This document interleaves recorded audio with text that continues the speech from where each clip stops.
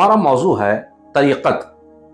طریقت کسے کہتے ہیں اور جس میں ہم مرید بناتے ہیں اور کسے وہ مرید بنانا چاہیے اور وہ کون ہے جو مرید بنا سکتا ہے, اس کے لیے کیا کیا چیزیں چاہیے. یہ ساری چیزیں آپ غور سے سنیے گا اور ویڈیو پورا دیکھیے جس سے آپ کو سمجھ میں آئے گا, کیونکہ ہم سمجھتے نہیں ہیں کہ یہاں وہاں کہیں بھی کوئی بھی پیر صاحب کے ہاتھ پہ بیعت کر لیتے ہیں. تو یہاں طریقت کے لیے جو چیزیں ضروری ہیں وہ آپ کو میں سمجھانے کی کوشش کروں گا. دیکھیے, سب سے پہلے آپ کسی بھی سلسلے سے مرید ہو, سارے سلاسل حق ہے, نقشبندی, چشتی, قادری وغیرہ سارے سلاسل حق ہے. آپ کسی سے بھی مرید ہو جائیں, لیکن اس کے بعد آپ کسی کو مرید نہیں بنا سکتے. آپ مرید بن سکتے ہیں کسی پیر صاحب کے, کسی بھی سلسلے سے, لیکن آپ مرید نہیں بنا سکتے. آپ کو مرید بنانے کے لیے خلافت کی ضرورت ہو. جیسے آپ کی آسان بھاشا میں کہوں, مرید بنانے کے لیے لائسنس. تو خلافت جو ہے آپ کے پیر صاحب سے حاصل ہوگی. دیکھیے, خلافت مانگی نہیں جاتی, یہ عطا کی جاتی ہے. جب پیران حضرات آپ میں کچھ دیکھتے ہیں کہ یار یہ جو ہے وہ انہیں دینی چاہیے خلافت, تاکہ یہ تبلیغ اسلام جو ہے اس سلسلے سے عام کر سکیں, آگے بڑھا سکیں اور لوگوں کو ہدایت کے راستے پر لا سکیں, لوگوں کے مسائل کو حل کر سکیں, تب جا کر کے پیران حضرات آپ کو جو ہے وہ مرید بنانے کا لائسنس یعنی خلافت دی جاتی. اب آج کل تو خلافت جو ہے, ہم کئی ایسے پیر صاحبوں کو ہم نے دیکھا ہے کہ اٹھے سٹے کسی کو بھی دے دیتے ہیں. تو آج کی زبان میں تو میں یہ کہوں گا کہ اب تو یہ برانچز ہو گئی. اب خلافت کا جو مین مدعا ہے, خلافت کے پیچھے جو آئیڈیالوجی ہے, وہ سب ختم ہو چکی ہے. ہم اپنا نام بڑھانے کے لیے, اپنی جو ہے وہ خانقاہیں بڑھانے کے لیے ایک طریقے کی ایجنسی کا کام کرتی ہے آج کی خلافت. میں چند پیران حضرات کو چھوڑ کر کے باقی جتنے بھی ہیں میں نے دیکھے ہیں, ایسوں کو خلافت دے دی جنہیں الف سے بے پتہ نہیں ہے. ارے جو اپنی اصلاح نہیں کر سکتا وہ آگے مرید کسی کو بنائے گا تو اس کی اصلاح کیا کرے گا. لیکن بس اب یہ اس کو دھندا بنا دیا گیا ہے کہ آپ خلافت لے, یہاں بیٹھ جائیں, اب جو کچھ بھی ہے اس میں اتنا % ہمارا ہوگا, یا کم سے کم ہمارا نام تو ہوگا ہی. ایسا نہیں ہوتا. خلافت کئی 100 میں سے ایک کو عطا کی جاتی ہے جب پیران حضرات کو ایسا لگتا ہے کہ یہ میرا مرید جو ہے واقعی قابل ہے, تقوی پرہیزگار ہے اور وغیرہ وغیرہ, اور وہ اصلاح کر سکتا ہے اور وہ خلافت کے قانون میں صحیح سے بیٹھتا ہے, تو اسے خلافت دی جاتی ہے. اب یہ خلافت آپ کو مل جانے کے بعد آپ مرید بنا سکتے ہیں. اب اس میں 2 چیزیں ہیں. مثال کے طور پر کہ آپ نقشبندی سلسلے سے بیعت ہیں, ٹھیک ہے, اب آپ کو خلافت تو نہیں ملی, لیکن خلافت آپ کو چشتیہ سلسلے کے کسی پیر صاحب نے دے دی, تو آپ اسے چشتیہ سلسلے سے یعنی ان کے طریقے کے مطابق مرید بنا سکتے ہیں. اب مثال کے طور پر آپ کو چشتیہ سلسلے کی خلافت ملی, لیکن آپ مرید نقشبندی سے ہیں, آپ نقشبندی بھی ہوئے, چشتی بھی ہوئے. اگر آپ نے مجھے بیعت میں لیا, مجھے مرید بنایا, تو میں کہلاؤں گا چشتی. چشتیہ سلسلے سے میں کاؤنٹ کیا جاؤں گا, نہ کہ نقشبندی سے. تو یہ 2 چیزیں ہیں. یا تو آپ کو اپنے ہی سلسلے سے جہاں سے آپ نے بیعت کی ہے وہاں سے خلافت مل جائے, تب تو آپ بیعت بھی نقشبندی میں ہوئے, خلافت بھی نقشبندی میں ہوئی, جیسے ہم لوگ کرتے ہیں. ہمارا سلسلہ جو ہے پچھلے 3 یا 4 پیڑھی سے نقشبندی سلسلے سے ہے. ہم قادری مرید نہیں ہیں, ہم قادری اولاد ہیں. غوث اعظم کی اولاد کی نسبت سے ہمیں قادری کہا جاتا ہے. ہم مرید جو ہیں آج سے 4 پیڑھی پہلے سیدنا ریاض الدین راجولی خراسانی علیہ رحمت و رضوان, جو میرے پردادا ہیں, اور جو یہاں آپ نے دیکھا ہوگا حاجی بہاؤالدین بابا بہاؤالدین اصفہانی جو بامبے ہاسپٹل کے نزدیک ہے آپ کی درگاہ, وہ میرے پردادا کے چچا زاد بھائی. ان کی تو کوئی اولاد تھی نہیں، تو ہمارے بھی وہ پردادا ہی ہوئے۔ تو ہم نقشبندی سلسلہ جو ہے سیدنا ریاض الدین راج ولی خراسانی سے شروع ہوا۔ آپ کے والد محترم قادری اولاد بھی تھے اور قادری سلسلے سے بھی تھے، لیکن جب آپ کے اکلوتے بیٹے ریاض الدین یعنی میرے پردادا نے آپ سے کہا کہ ہمیں بھی مرید بنائیے، سارا افغانستان سارا خراسان 90% آپ کے بیت میں ہے، تو مجھے کیوں نہیں؟ دیکھیں یہاں سے آپ پوائنٹ پکڑیے گا۔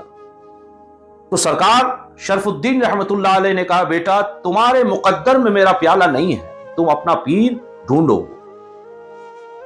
اور آپ نے وہ سفر شروع کیا پیر کی تلاش میں، شیخ کی تلاش میں، اور شیخ محمد جان رحمت اللہ علیہ سے آپ بیعت ہوئے، جو نقشبندیہ سلسلے کے اعلیٰ ترین بزرگوں میں سے گزرے ہیں۔ تو یہاں سے دیکھیے ایک باپ جس کا پورے افغانستان اور خراسان کے اندر ایک سکہ بولتا ہو، اس کا بیٹا ان کا مرید نہیں ہے، وہ کسی اور یعنی اور سلسلے نقشبندیہ کا مرید ہے۔ یہاں دیکھا جانا چاہیے کہ آپ کی قابلیت کتنی ہے، آپ اس سلسلے میں جائیں، کیونکہ نقشبندیہ سلسلہ جو ہے کافی گرم سلسلہ ہے، کافی جلالی سلسلہ ہے، تو وہ قابلیت کے مطابق بھی ہوتا ہے، اور پیر اچھی طرح جانتا ہے کہ یہ کس سلسلے کے اندر جو ہے وہ صحیح ہوگا اس کا بیعت کرنا۔ تو یہ آپ کو سمجھانے کے لیے میں نے کہا۔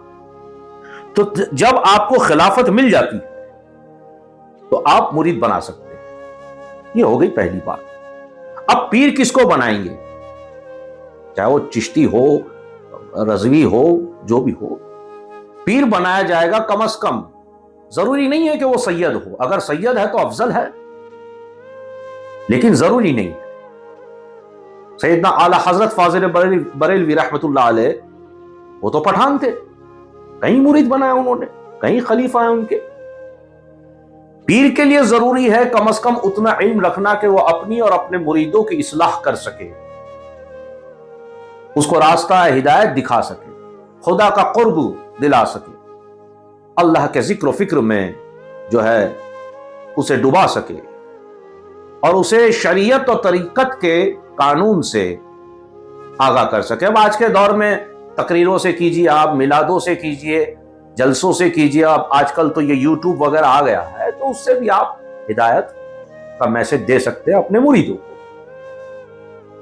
مرید کو چاہیے کہ اللہ تبارک و تعالیٰ کے بعد دنیاوی اعتبار سے اگر دیکھیں تو اس کا پیر اس کے لیے سب کچھ ہے، جو اس کا حکم ہو جائے وہ مرید پر لازم ہے، بشرطے کہ وہ شریعت کے خلاف نہ ہو،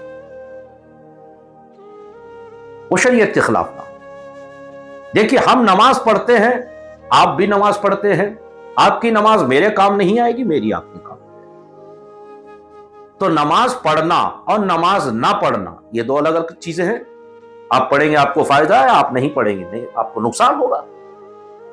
لیکن نماز نہ پڑھنے کا اعلان کرنا یہ کفر ہے۔ اگر کوئی ایسا پیر کہتا ہے کہ آپ نماز نہ پڑھو، میں نے دیکھے ہیں اپنے ہی علاقوں کے اندر، آج بھی ہوں گے، وہ نماز معاف ہے آپ پر، ہم کر لیں گے، حج معاف ہے ہم کر لیں گے، آپ کو اسلام میں زیادہ جاننے کی ضرورت نہیں، بس آپ ہمیں جان لیجیے۔ بالکل نہیں۔ اگر ایسا کوئی اعلان کرتا ہے اور توبہ نہیں کرتا تو آپ آٹومیٹکلی اس کے بیعت سے باہر آ جائیں۔ اور اگر کوئی مرید ایسی حرکت کرتا ہے کہ پیر خود کہے کہ میں نے تجھے اپنی بیعت سے آزاد کیا، تو وہ سمجھ لیجئے وہ مرید مردود ہے، مردود ہے وہ مرید جس کا پیر اس کو اپنی بیعت سے آزاد کرتے ہیں۔ تو یہاں ہمیں ان چیزوں کو سمجھنے کی ضرورت ہے۔ اب رہا جو ہے سلسلہ، تو سلسلہ نقشبندیہ، قادریہ، چشتیہ، یہ سارے سلاسل حق ہیں، ان میں سے کئی شاخیں نکلی ہیں۔ دیکھیے اعلیٰ حضرت فاضل بریلوی رحمت اللہ علیہ قادری سلسلے سے مرید ہیں، مگر چونکہ رضا، اعلیٰ حضرت کا نام احمد رضا ہے، تو رضا سے رضوی ہو گئے، اور آپ کے مریدوں نے جو ہے آپ کو رضوی کہنا یعنی رضوی سلسلے سے اس کو جوڑ دیا، اصل میں وہ قادری سلسلہ ہے۔ اسی طرح چشتی سلسلے کی کئی شاخیں ہیں، ایک پیڑ کی کئی شاخیں ہوتی ہیں۔ تو چشتی سلسلے میں آتا ہے دیکھیے آپ اشرفی یہ بھی چشتی سلسلہ ہے، نیازی یہ بھی، صابری یہ بھی، نظامی یہ بھی، اور کئی شاخیں ہوں گی جو چشتی سلسلے سے۔ اسی طرح نقشبندیہ سلسلہ سے آپ دیکھیے، ربانی سلسلہ، مجددی سلسلہ۔ اب میرا نام جو ہے محبوب علی ہے، اب میرے مرید نے کہہ دیا، کسی نے پوچھا آپ کس کے مرید ہے، کس سلسلے سے مرید ہے، اس نے کہہ دیا محبوبیہ سلسلہ، تو یہ کوئی نیا سلسلہ نہیں بن گیا، یہ نقشبندی سلسلے کی ایک شاخ بن گئی۔ تو اسی طریقے سے وہ شاخیں بنتی ہیں۔ بس ہمیں یہاں یہ جاننا ہے کہ پیر بنانے سے پہلے 100 نہیں 1000 مرتبہ سمجھیں، آپ مطمئن ہیں کہ نہیں۔ پیر تقوی، پرہیزگار وغیرہ وہ تو خیر ہونا ہی چاہیے، لیکن وہاں دھیان نہ دیں، آپ یہ دیکھیں کہ وہ ہماری اصلاح کر سکتا ہے کہ نہیں، شریعت کے مطابق بھی اور طریقت کے مطابق۔ آج کل تو لوگ مرید بن جاتے ہیں اور دوسرے دن آ کے کہتے ہیں ہمارا روزگار نہیں چلتا، ہمارا دھندا نہیں چلتا، آپ کو پیر بنانے کے بعد بھی۔ تو ایسا نہیں ہے، پیر کا اس سے کوئی لینا دینا نہیں۔ پیر آپ کے حق میں دعا کرتا، آپ کے لیے کوشش کرتا ہے، دعا کرتا، اللہ تبارک و تعالیٰ سے اپنے بزرگوں کا وسیلہ پیش کرتا ہے۔ آپ بھی اپنے پیر کا وسیلہ اللہ کی بارگاہ پیش کر کے دعا کیجیے۔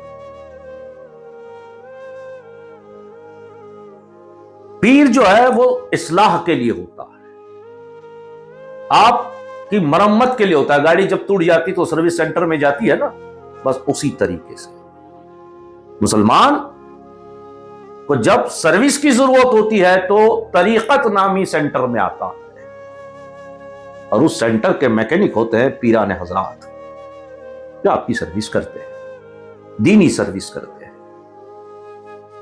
تو ہمیں اس بات کو سمجھنا چاہیے۔ انشاءاللہ اگلے درس میں سمجھاؤں گا، آپ کو کوشش کروں گا کہ گدی نشین کیا ہوتا ہے، ہر سلسلے میں جو ہے گدی نشین کیا ہوتا ہے، یہ اگلے درس میں ہم ضرور سنیں گے۔